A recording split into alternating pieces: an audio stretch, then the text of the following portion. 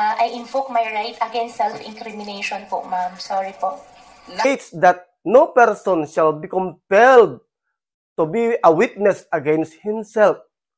A witness can only invoke his right or her right to self-incrimination, Madam Chair, only when a question which tends to elicit an answer that will incriminate him or her. This is more than 7 hectares Pogo Hub before it was raided by Philippine authorities in Bamban, Tarlac.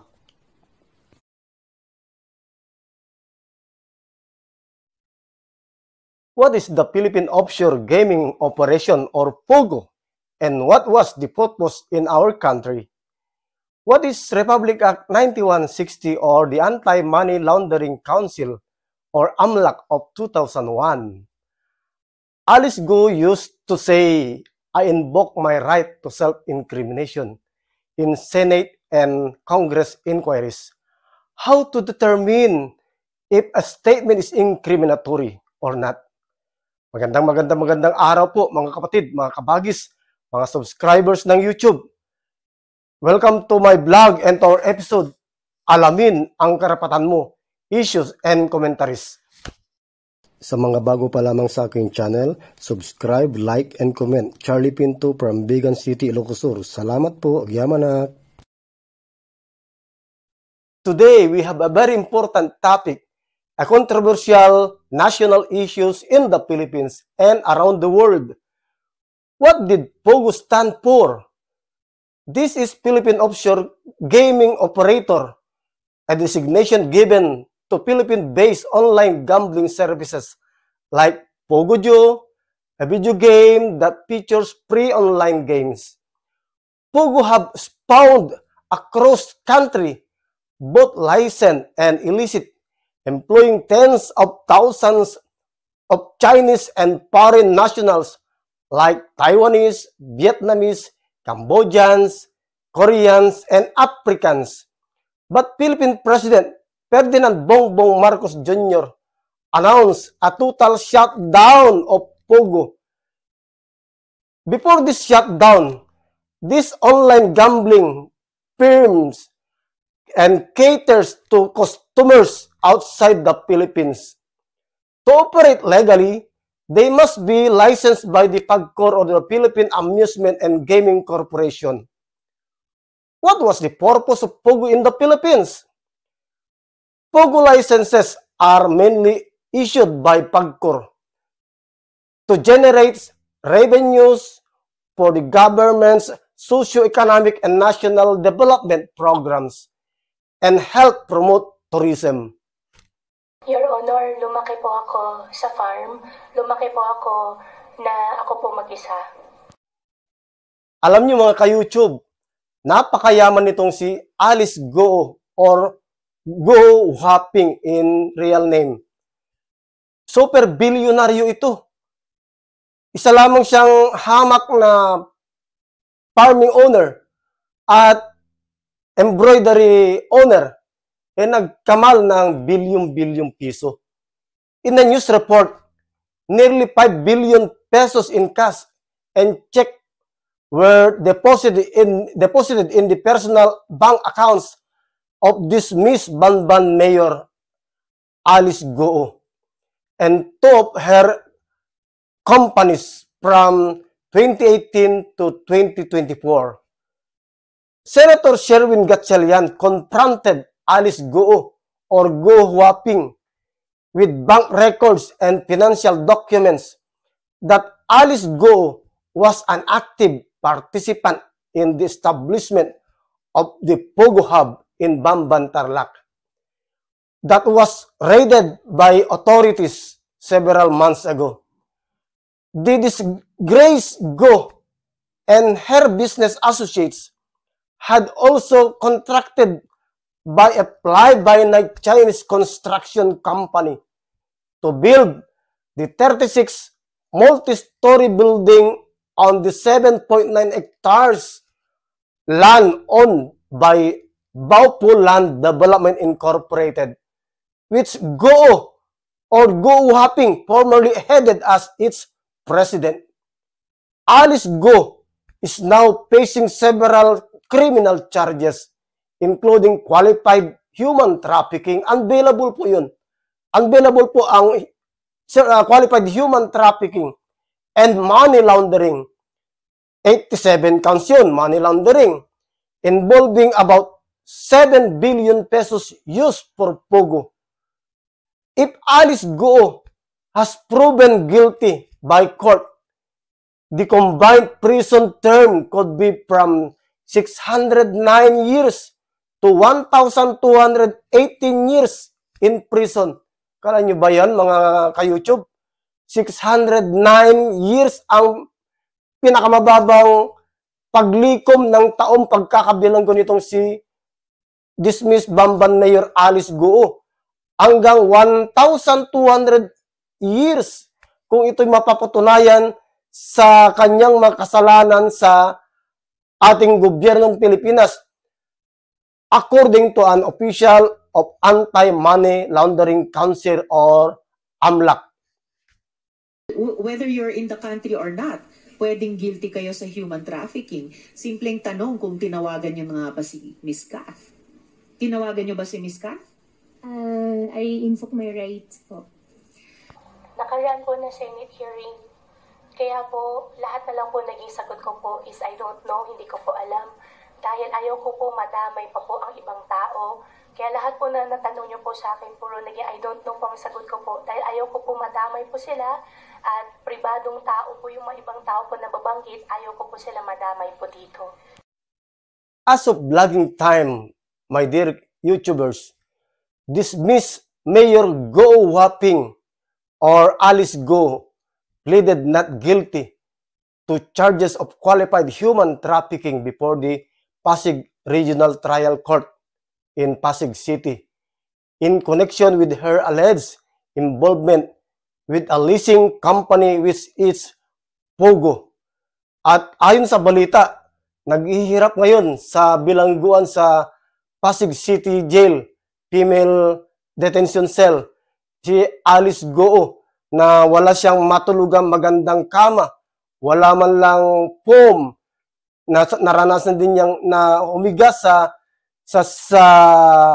isang plywood, wala siyang magandang buhay doon sa loob ng Pasig City Jail sapagkat may halo siya sa mga ordinary female criminal suspects doon sa bilangguan. Karapat-dapat ba sa isang sinasabing multi-billionaire at dismissed mayor na may bilanggo sa ganitong klaseng bilangguan, ordinary detention cell? Pakinggan natin ang dalawang magkasunod na interview tungkol dito sa kanilang opinion sa pagkakabilanggo nitong si Alice Go. Isa ay si Lady Principal, Madam Binelda, at ang isa pa ay isang estudyante sa University of Northern Philippines. Pakinggan natin. Good day, everyone. For me, regarding sa detention ni ex-mayor Alice Go sa regular na detention cell, siguro, pabor din ako doon kasi para may pakita na tayo ay pantay-pantay, anuman ang katayuan mo sa buhay, anuman ang posisyon mo, pantay-pantay tayo sa harap ng batas at sa harap ng Diyos. Kapwa babae yung kasama niya doon sa cell, iba naman yung cell ng mga lalaki.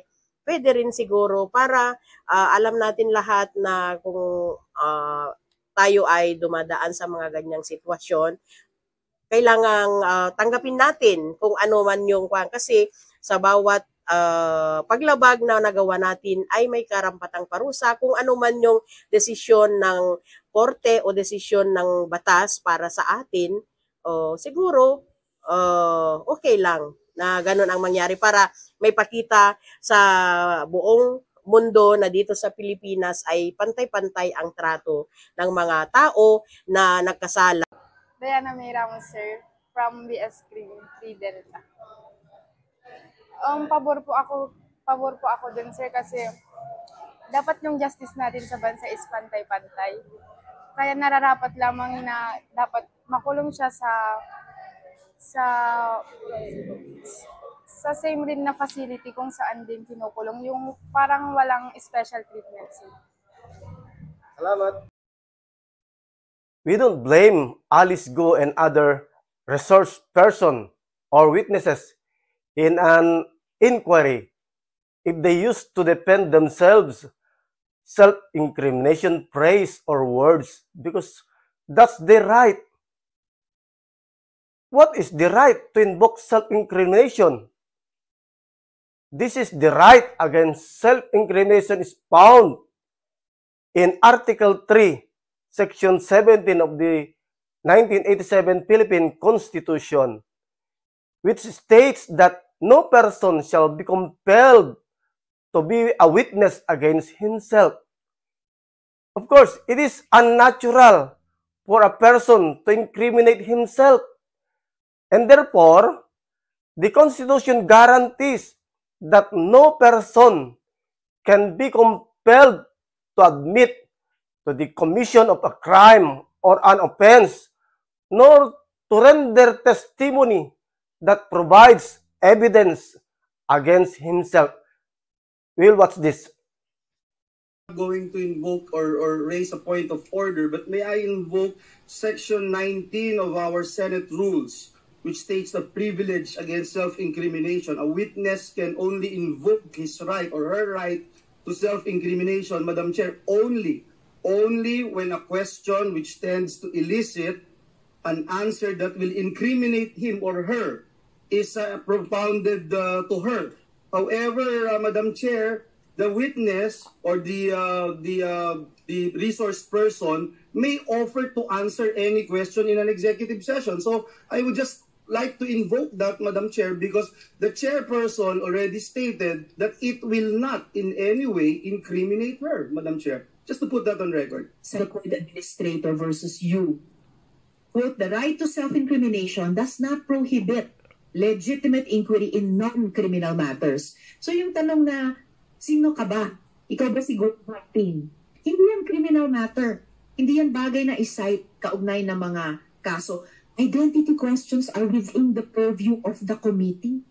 The Senate has a right to know. Sino bang kausap namin?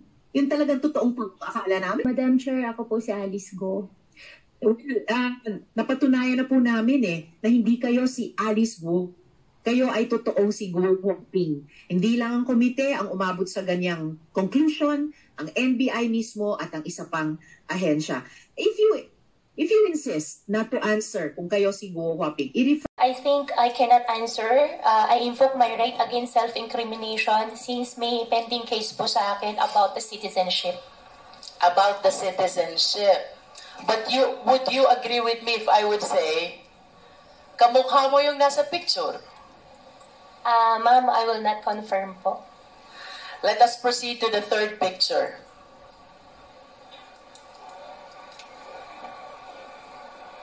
The third picture is your passport from the Republic of China. Do you confirm this? Ma'am, I'm not confirming it. I have 8 pending cases on the court. I invoke my right against self-incrimination po, ma'am. Sorry po. Bago tayo magpatuloy, my dear YouTube viewers, kindly subscribe my channel, Charlie Pinto Vlog, sa aking YouTube channel. In relation to the almost 5 billion pesos asset of the dismissed Mayor Alice Go or Go Huaping, what is Republic Act 9160 or the Anti-Money Laundering Council of 2001?